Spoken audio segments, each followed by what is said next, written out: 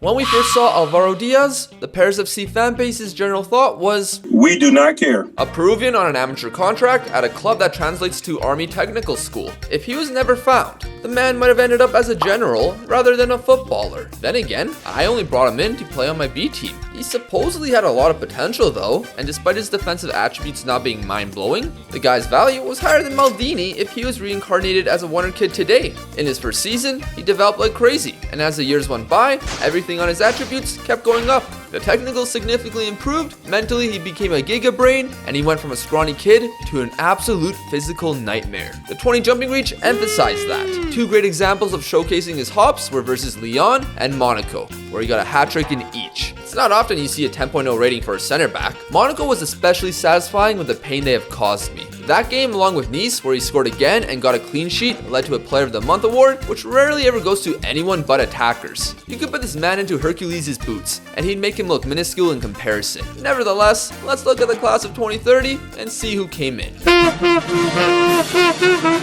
The budget was limited, and nobody notable left except for Dawuda Diame and Dabila. On freeze, their role decreased as time went by. With Dabila, he was our second longest serving member, so salutes to him. Now the only noteworthy player to come in was Sreten Puntar from Dinamo Zagreb, a rotational left winger who started well, but would get a 3-month injury in late September. Regardless, the matches to begin the campaign were out of this world, and that can be thanked to one other man. In our 9th season, Bangamusa and Hlafpo scored 8 goals in the opening 3 fixtures. The South African man was feeling himself and made Mbappe look average. The fun wasn't going to last long, however, as Strasbourg were handing us problems. Down 1-0 and luckily not by 2 thanks to Livakovic, we were heading to the last 15 minutes of the match. If we bring up headers again, Hlafpo would win one to make sure Budari could equalize the game. Strasbourg scored immediately from kickoff. In despair, Hlafpo would find an equalizer late on to save us from embarrassment. He's so important to us, which is why it kinda sucks that he's equally that for his national team. Coming back from an international break that saw him score 5 against Sao Tome and Principe,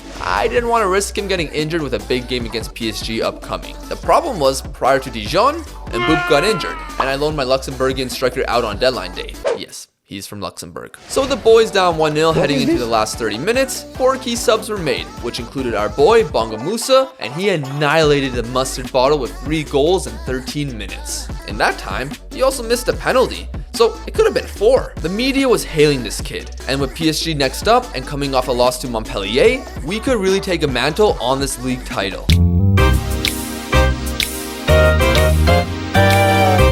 4-0. We lost 4-0. Can you try and work out what it is? Despite PSG scaling down their funding once again and having to sell players to clear their debts, they were still able to bring in a guy like Zaniolo on a free and Todibo to maintain an aging back line. I don't know what Wilfried Nancy had them cooking, but after we drew Rennes 1-1 a week later, the gap was 4 points between the Parisian sides. That gap would remain for a while. So I'll mention Ligue 1 again when PSG drops some points. Champions League fixture list that was arguably more difficult than last year. Had Chroo learned his lesson from then? Abso-flippin'-lutely. Inter didn't know what hit them. Oh wait, that's a Budari half volley from distance! And our other South African man got the third before the half-hour mark. Inter were stunned and would find it impossible to get back into the...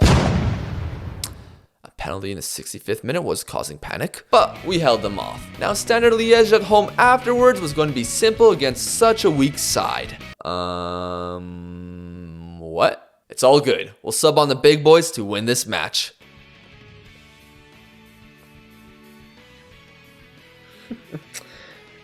Alright, wow, incredible. Ake is well past it, but credit to Standard as that wasn't the only big win they'd get. Nevertheless, heading into the Anoeta to face Real Sociedad had Chroo in awe. Luckily, he's not the one playing, as Hlafpo did not care and scored the opening goal following a nice sequence. Shakur nearly made it too, but he was stopped and Sociedad almost equalized off a corner. Thankfully, the win will be confirmed with Masi's pass slicing through multiple lines of players to find Orion Chetin. A second win on the board. But now, we have to play against Haaland. Although, he was missing chances, and we were scoring in the 3rd minute. I don't know what this is. Honestly, this was similar to the Inter game, as Hlafpo would make it 2-0 17 minutes in, and our general Alvaro Diaz made it 3 before the clock hit 20. Man City weren't on it, while Pep would blame his tactics. It was horrible.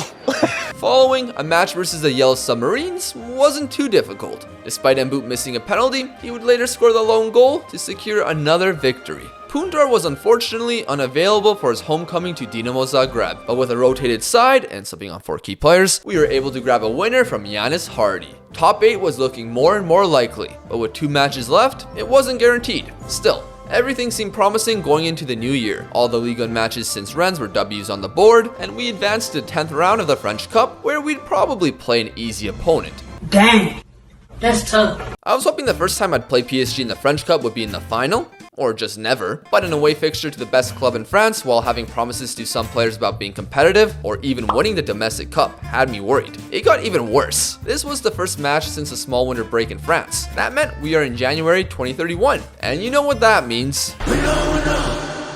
Our top scorer and a good midfielder were off to an initial side quest, until that quest became their main adventure, and with the help of Bonga Musa getting 8 in the tournament, they'd make the final. In the final, Islapo was benched, but how do you say this name, man? 5 minutes later. But Nvanve scored to help South Africa win their first African Cup of Nations since 1996. Congrats to our boys. But they were missing for over a month, which meant we got the return of Mbappé versus Mbappe. Stop everything! Ah!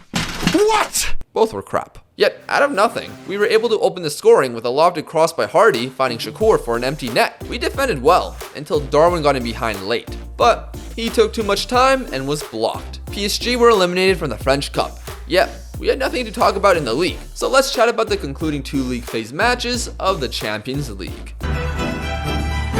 A win versus Dortmund would all but guarantee us in the round of 16 of the Champions League, yet Conte's team had luck on their side. A few wasted chances came and went, but after a Dortmund corner was cleared, Blanco found the ball at a tough angle and pulled this out of his arsenal for the lead. We responded with Savic coming off the bench to equalize in the 74th, but minutes later, Dortmund sent a ball in behind to the fastest man alive to take another lead. I was desperate and threw Alvaro Diaz up front. It nearly backfired as Castillejo just had to tuck this home. Instead, he gave a nice pass to Livakovic, who booted it up to Alvaro, his header landed to Budari, and he found Savic in behind for a last-minute equalizer. Still a frustrating result, which meant we needed a draw versus Real Madrid away from home. The reigning Champions League winners had assembled a great team, led by a Brazilian, not named Hendrik, up front. Only one team was in this match, and clearly, wasn't us. They get the breakthrough in the 37th minute, score another soon after, find a third minutes post the halftime interval, and get another for good measure to finish off an error-filled night. Even our goal was a mistake by them. That meant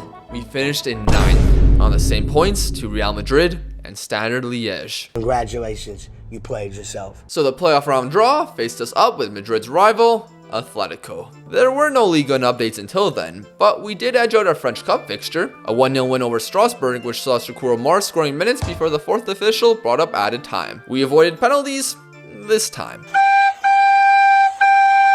In case you don't know, this is how the Champions League knockout playoff round works. 9th through 16th are drawn against a club who finished in 17th to 24th. They play a 2-legged match, and the winner faces off with a top 8 team. Atletico Madrid were our opponents, and with Alfred Schroeder as their manager, he assembled an aging and not very athletic side. This allowed us to run rings around them at the Metropolitano, although only a single goal was scored, which was from Giannis Hardy. I didn't feel too threatened by them in the home tie, so I rotated a couple players out. Maybe that was a bit too disrespectful, as they tied the aggregate with a great ball from Taverner. This was no time to worry, as Mbappé with the captain's armband would find 2 and give us a 3-1 lead. Atleti tried to claw their way back, and even knocked one in because Ake is too short, but we did enough to meet Napoli in the round of 16. The rotation was needed, as we faced PSG in the league just 3 days later. We were 4 points behind PSG, and since our loss to them, they hadn't dropped a single point in Ligue 1. We were doing well to keep up, winning every single match since that Rennes draw.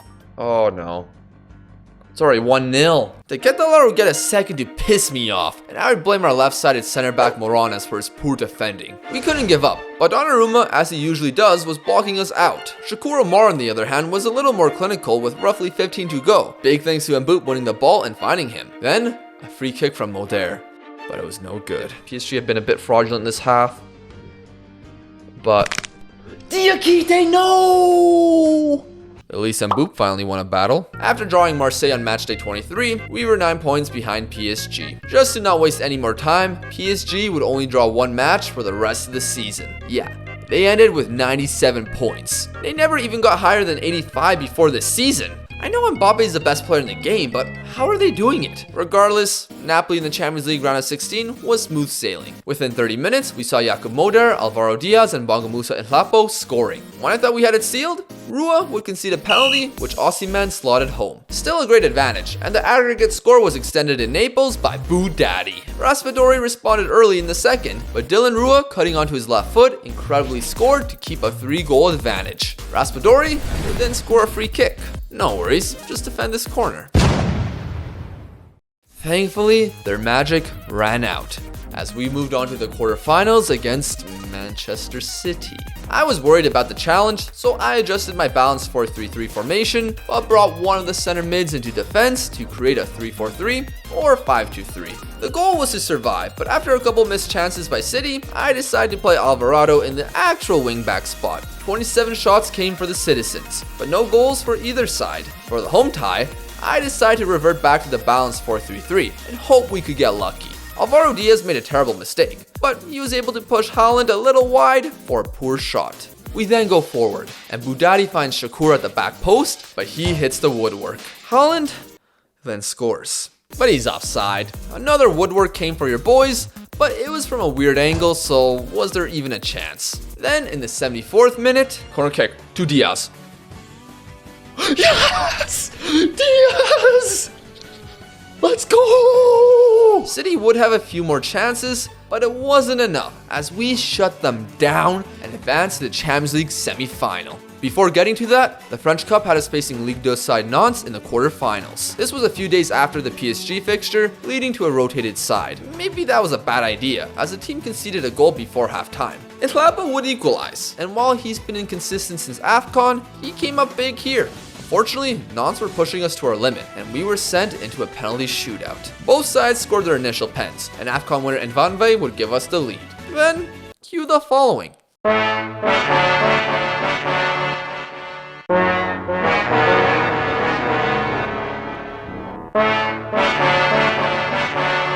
Shakur Amar would show how it was done, putting us through to the semi-finals. Marseille away, and they seemed much easier than Nantes. Alvaro Diaz got one of his 19 goals in all comps, and Moder would score a banger. Some poor defending would get Marseille back in the game with nobody picking up Iliev. Then, even more idiotic defending, as for some reason, 2 players went to this guy, leaving Willock wide open for him to secure a great goal. We desperately didn't want penalties to seal our fate. So in the final 10 minutes, a throw-in led to a cross to Shakur, who was able to tiptoe his way around the defender for the game-winning goal. The final would be against AS Monaco.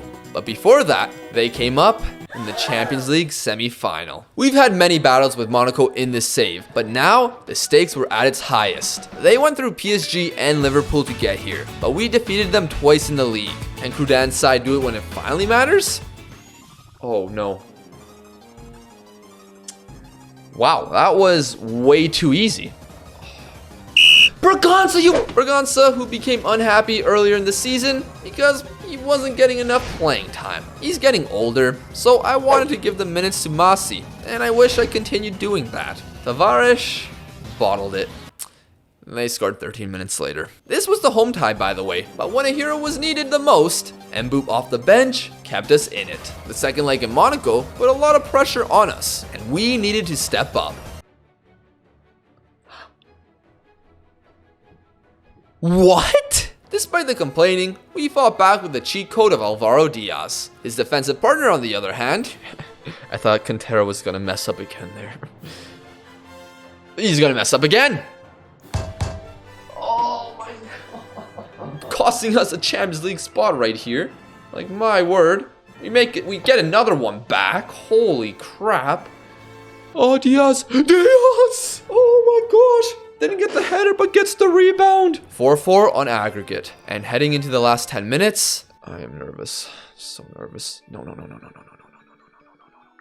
Game, please, no. Game, you can't be. No, you can't be serious. You can't be serious. You can't be serious. That's the goal we concede. After a tirade that led to nothing, we were eliminated from the Champions League. An excruciating exit. But we had one last game against them to show something for this campaign. Diakite, who's technically the longest serving player, came to me before the final. He said he wanted a new challenge, so that he could win more trophies. But you're stupid or what? He was not brought on the team bus. We've won the French Cup before, but this final had her pride at stake. Oh, Budaddy. Playing about Livakovic, though. What was Morales doing there? Come on, free kick, fine. Diaz. Who else? Who else but Diaz? No, unless if we can win it here, I would take it. Oh, Pavard is off. Pavard is off, and we're going to extra time. Extra time would turn into penalties. Penalty shoot will determine if this season's successful or a failure. Kang at least scores first, Modar next. Oh, no.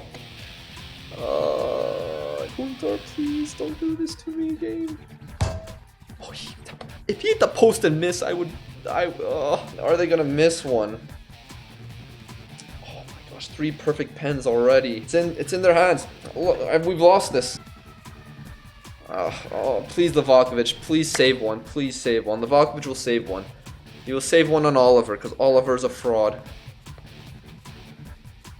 Another perfect pen. I didn't expect you to be the key one right now. Please score.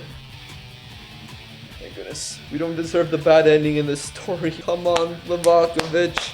Come on, Livakovic.